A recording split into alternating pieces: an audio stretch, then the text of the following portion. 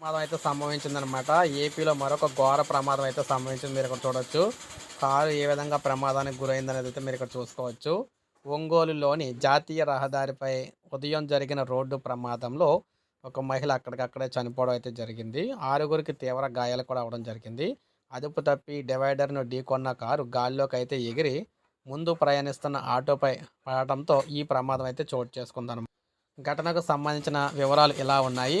టంగుటూరు వెంకటాయపాలెంకి చెందిన లేక్కే పద్మ, ఆమె కుమార్తెలు లక్ష్మి, మాధవి బొంతలు కొట్టుకుంటూ జీవనం సాగిస్తున్న ఈ క్రమంలో ఒంగోలు వచ్చేందుకు టంగుటూరు ఆటో స్టాండ్ వద్ద సర్వీస్ ఆటో అయితే ఎక్కడం జరిగిందనమాట.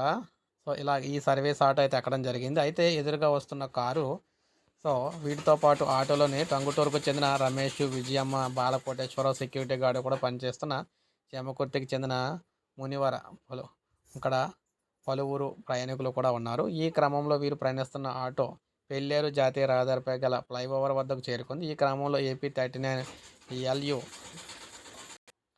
ఈ వాహనం మనం చూసుకుంటే 9949 నెంబర్ గల కారు నెల్లూరు వైపు నుండి విజయవాడ వైపు వెళ్తూ ఉండగా అదుపు తప్పి ఇక్కడ డివైడర్ని ఢీకొట్టింది. ఈ ఘటనలో గాల్లోకి ఎగిరి కారు ముందు ప్రయాణిస్తున్న ఆటోపై పడటంతో ఈ ప్రమాదం చోటు చేసుకుంది. ప్రమాదంలో ఆటోలో ప్రయాణిస్తున్న కొందరు కింద పడగా ఒక్కొక్క చనిపోవడం అయితే జరిగిందనమాట. సో, ఈ విధంగా పెను ప్రమాదం అయితే జరిగింది.